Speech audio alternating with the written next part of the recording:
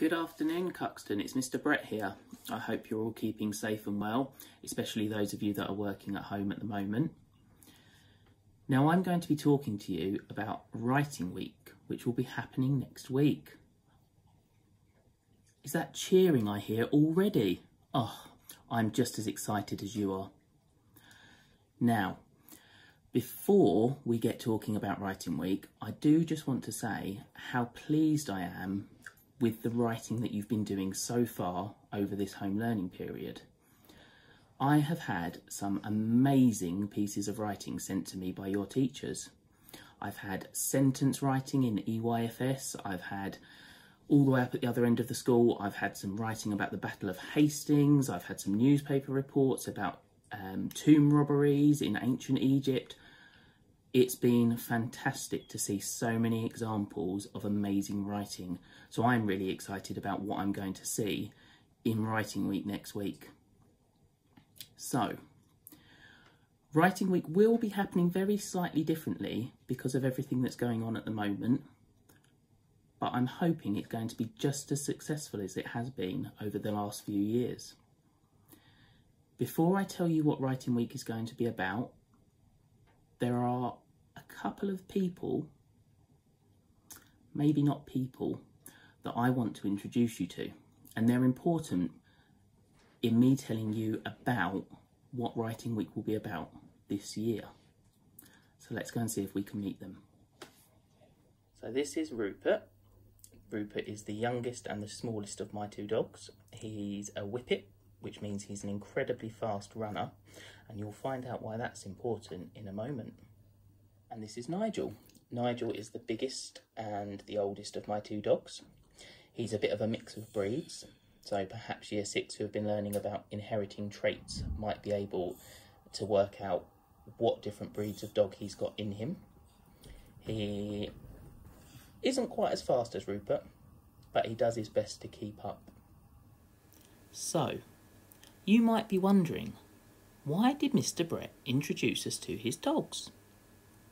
Well, it's because they're important to the story that I want to tell you, and the story that's going to be the inspiration for our Writing Week. And it all began when I went on a dog walk at the weekend. Anybody who's been walking in the woods near Cobham may recognise this photo. It's a photo of the mausoleum out in the woods by Cobham. And this is where I took Nigel and Rupert for their walk. We walked past the mausoleum and into the woods.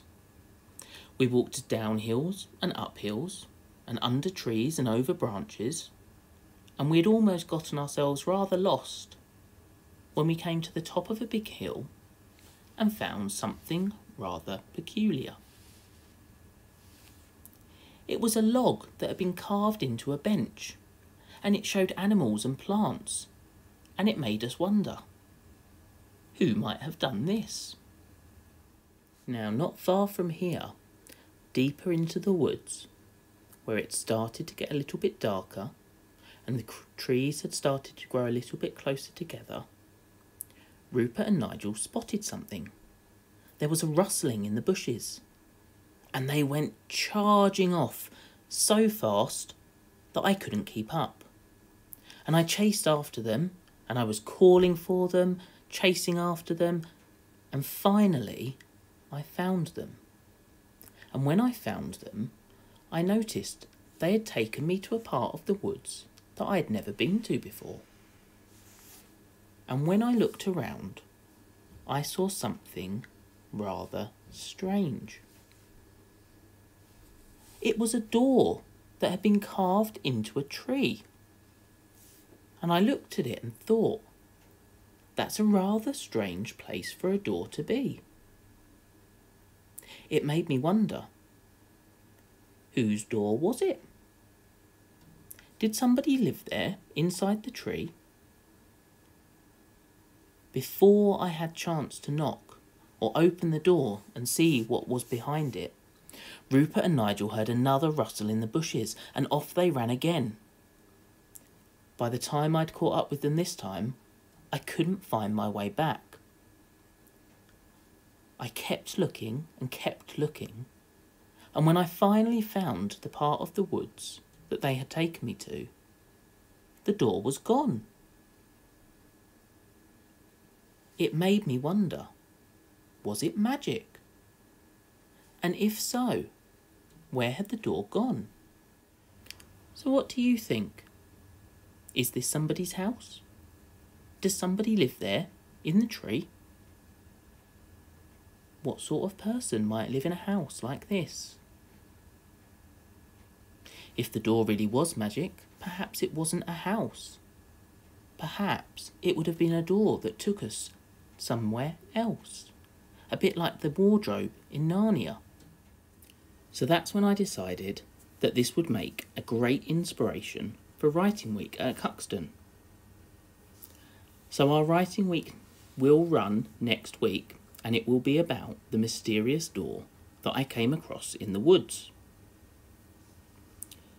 This year's Writing Week will also run as a competition.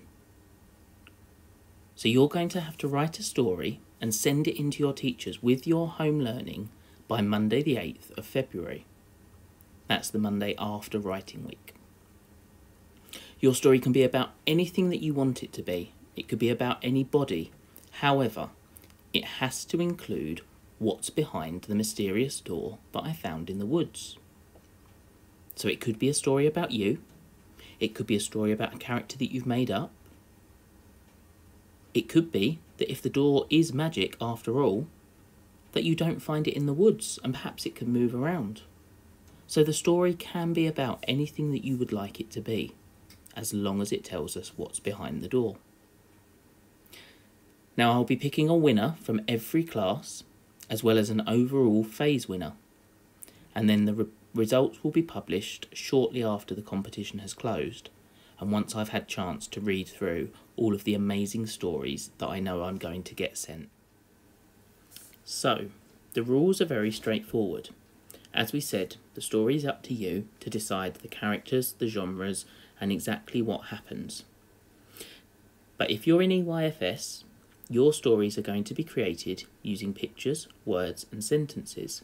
And Mr. Worsfold and Miss Robinson will be helping you to create your stories in a picture book or comic strip style. If you're in Key Stage 1, your stories are going to have a maximum word limit of 250 words. Now this might seem like a lot of writing. In fact, it's pretty much a whole A4 page of writing. Or half a page if you're typing it on a computer. But remember, that's a maximum limit and not a must-have. So if you don't write quite as much as that, it's fine as long as you've told your story. If you're in Key Stage 2, your stories will have a maximum limit of 500 words. So again, this is about 2 sides of A4 paper that's been handwritten, or a whole page of typed writing. Again, remember that's a maximum limit, not a minimum expectation.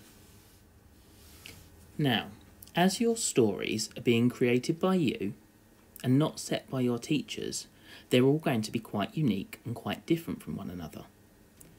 So your teachers aren't going to be setting you English lessons in the normal way. Instead, they're going to provide you every day with videos and worksheets and tasks that will help you to develop some of the skills that you need for story writing. So they might model some examples of using effective language, or help you to remember how to best use your grammar, punctuation and spelling skills. They might provide you extra help sheets, such as planning templates or word mats, to help you use some higher level vocabulary. And of course, they're going to be giving you lots of inspiration and motivation. The teachers will give you a rough idea of the things that you can do each day to help you create your story. But as I said, we want you to take the lead in your learning, and we want you to be in charge of what you do every day.